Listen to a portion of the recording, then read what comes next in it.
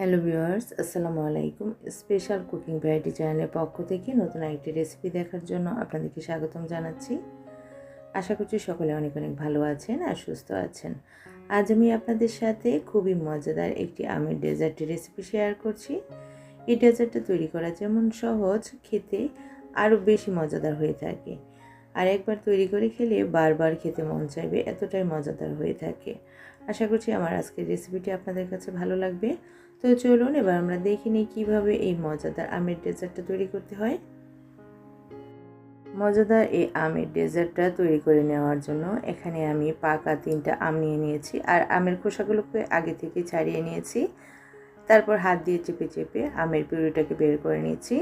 তবে আপনারা চাইলে আমটাকে কিন্তু ব্লেন্ড করে নিতে পারেন, তবে ব্লেন্ড না করে এভাবে দানা দানা থাকলে আমটা খেতে বেশি ভালো লাগে। আমের পিউরিটাকে একটা সাইডে রেখে দিচ্ছি। তারপর এখানে আমি নিয়ে নিয়েছি 4টা ব্রেডের পিস। ব্রেডের পিসের সাইডের অংশগুলোকে আমি একটা নাইফের সাহায্যে কেটে নিচ্ছি। এই শক্ত অংশগুলো কিন্তু কেটে নিতে হবে। সাইডের অংশটা কেটে নিয়ে ব্রেডগুলোকে আমি 4টা পিস করে নিচ্ছি। দেখুন আমি কিভাবে কাজটা করছি। এভাবে সবগুলো ব্রেডের পিসকে আমি 4 টুকরো করে নিচ্ছি। আর সাইডের যে অংশগুলো রয়ে যাবে ওগুলোকে আমি রেখে দিচ্ছি। এগুলো দিয়ে পরে আমি ব্রেড ক্রাম্ব তৈরি করে নিব। এই যে ব্রেডগুলো আমার কেটে নেওয়া হয়ে গেছে, এখন এগুলোকে একটা সাইডে রেখে দিচ্ছি। তারপর আমি চলে যাচ্ছি ব্রেডগুলো ভেজে নেওয়ার জন্য। এজন্য চুলায় একটি প্যানে আমি দিয়ে দিয়েছি প্রায় 3 টেবিল চামচ পরিমাণ রান্নার তেল, আর দিয়ে দিচ্ছি 1 টেবিল চামচ পরিমাণ ঘি। তারপর ঘিটা মেল্ট হয়ে আসলে আমি ব্রেডের পিসগুলো দিয়ে দিচ্ছি। ব্রেডের পিসগুলো দিয়ে চুলার আঁচটাকে মিডিয়াম আর লোয়ের মাঝামাঝি রেখে উল্টিয়ে পাল্টে গোল্ডেন কালার করে ভেজে নিচ্ছি। এখানে আপনারা ইচ্ছা করলে ডুবো তেলেও কিন্তু ব্রেডগুলো ভেজে নিতে পারেন, তবে অল্প তেলে ভেজে নিলে আমার কাছে বেশি ভালো লাগে। আর যদি পুরোটায় ঘি দিয়ে ভাজতে চান তাও কিন্তু ভেজে নিতে পারেন। আর চুলার আঁচটা এখানে কিন্তু মিডিয়ামে রেখে তারপর আস্তে আস্তে করে ভেজে নিতে হবে। হাই হিটে কিন্তু ভাজা যাবে না, তাহলে কিন্তু ব্রেডগুলো পুড়ে যাবে। ব্রেডগুলো যখন এরকম সুন্দর গোল্ডেন কালার হয়ে আসবে তখন আমি একে একে ব্রেডগুলো অন্য একটি পাত্রের মধ্যে উঠিয়ে নিয়েছি।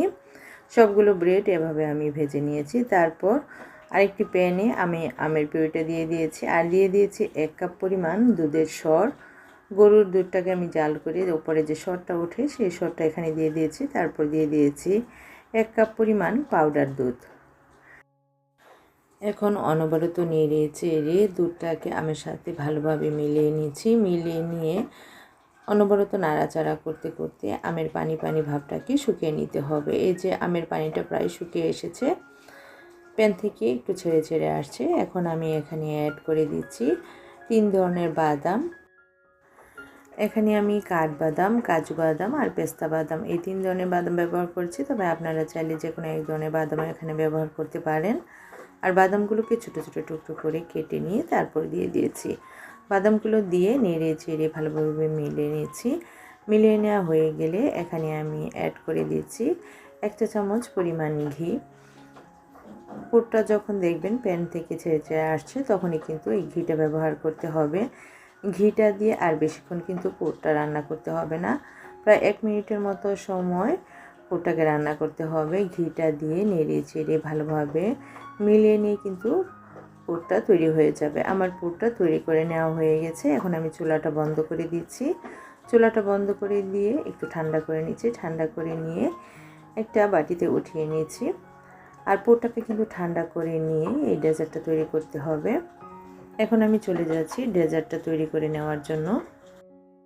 ব্রেডের যে পিসগুলো আমি ভেজে রেখেছিলাম ওখান থেকে একটা ব্রেডের পিস আমি নিয়ে নিয়েছি। তারপর কিছুটা পুর আমি এভাবে ব্রেডের উপর দিয়ে লাগিয়ে নিয়েছি। দেখুন আমি কিভাবে কাজটা করছি।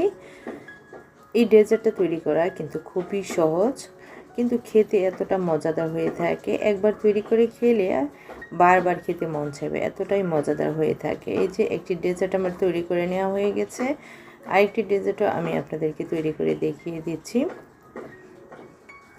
আর এই ডেজার্টটা তৈরি করতে করতে আপনাদের কাছে আমার একটি রিকোয়েস্ট রইল, আমার আজকের এই রেসিপিটি যদি আপনাদের কাছে ভালো লেগে থাকে তাহলে প্লিজ আমার ভিডিওটিতে একটি লাইক দিয়ে দিবেন, আপনার ফ্রেন্ডস এবং ফ্যামিলির সাথে শেয়ার করবেন। আর যারা নাকি আমার চ্যানেলে নতুন বন্ধু নতুন জয়েন করেছেন, এখন আমার চ্যানেলটি সাবস্ক্রাইব করেননি, তারা প্লিজ আমার চ্যানেলটি সাবস্ক্রাইব করে সবসময় আমার চ্যানেলের পাশে থেকে আমাকে সামনে এগিয়ে যেতে উৎসাহ দিবেন। আর তার সাথে সাথে বেল বাটনটি অন করে রাখবেন আমার নিত্য নতুন রেসিপিগুলো সবার আগে পাওয়ার জন্য। আর যে সকল বন্ধু ইতিমধ্যে আমার চ্যানেলটি সাবস্ক্রাইব করে দিয়েছেন সে সকল বন্ধুকে জানাই অসংখ্য অসংখ্য ধন্যবাদ। এই যে কথা বলতে বলতে আমি কিন্তু ডেজার্টগুলো তৈরি করে নিয়েছি। ডেজার্টের উপর দিয়ে কিছু বাদাম কুচি দিয়ে সাজিয়ে নিয়েছি। দেখুন দেখতে কতটা লোভনীয় লাগছে, আর খেতে তো ভীষণ মজা হয়েছিল। এই ডেজার্টটা তৈরি করে নর্মাল ফ্রিজে 1 সপ্তাহ পর্যন্ত রেখে খেতে পারবেন, ডেজার্টটা নষ্ট হবে না। আশা করছি আমার আজকের রেসিপিটি আপনাদের কাছে ভালো লেগেছে। আজ তাহলে এখানে বিদায় নিচ্ছি। সবাই অনেক বেশি ভালো থাকেন আর সুস্থ থাকেন। আল্লাহ হাফেজ।